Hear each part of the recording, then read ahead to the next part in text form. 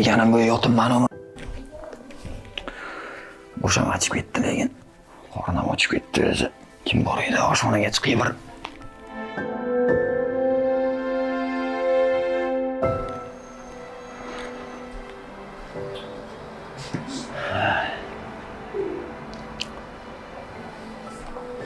Nima bilan bor ekan?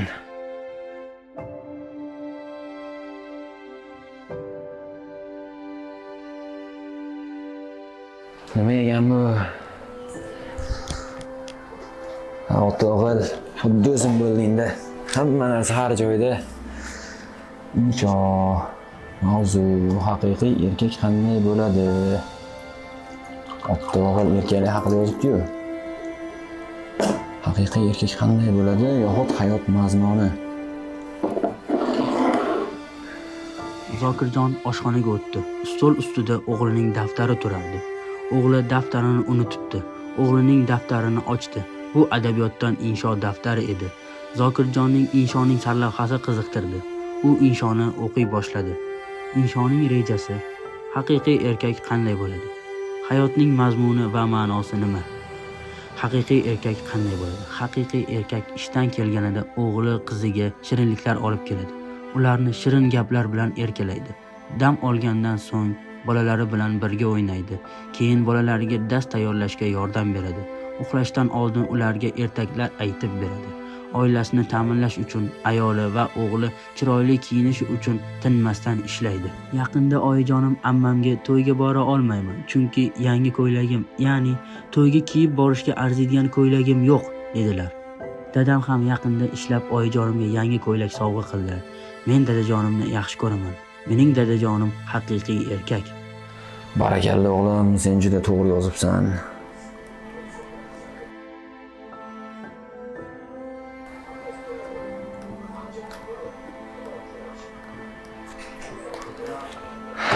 Bugun osh topaman.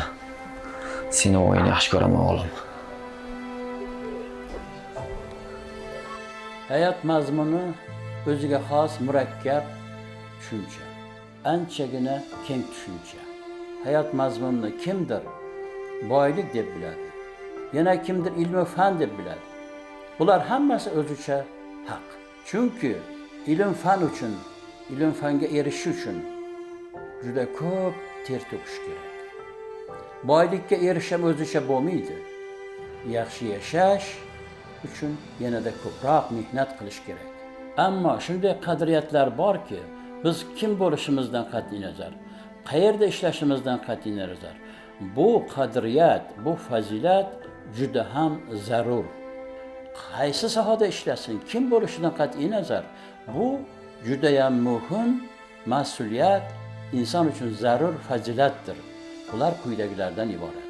Avvalambor, inson sifatida oilamiz oldida o'zimizning javobgarligimizni, o'zimizning mas'uliyatimizni his etamizmi? Keyingisi, farzandlarimiz oldida ota sifatida, ona sifatida o'zimizning mas'uliyatimizni, javobgarligimizni his etamizmi? Ming afsuski, oramizda shunday insonlar, yigitlar, qizlar, yoshlar borki, inson uchun eng muhim bo'lgan qadriyat bu oila uchun, farzand uchun o'zining mas'uliyatini, javobgarligini unutib qo'yadi. Bu kichik lavha qahramoni ham o'zining xatolarini, kamchiliklarini tushunib yetdi. Lekin tushunib yetguncha ham farzandlarining, ayolining qancha ko'z yoshlari to'kildi. Oilada qancha janjallar, urushlar bo'ldi. Inson hayvondan nimasi bilan farq qiladi? Bizni inson sifatida yuksaltirgan aql va tafakkurimizning tarkibiy qismlaridan bo'lgan hayot mazmuni bizga o'zimizning javobgarligimizni, mas'uliyatimizni nazorat qilib turadi, undab turadi, ko'rsatib turadi. İnson hayvondan nimasi bilan farq qiladi dedik. Biz olamning, dunyoning inson sifatida gul tojimiz.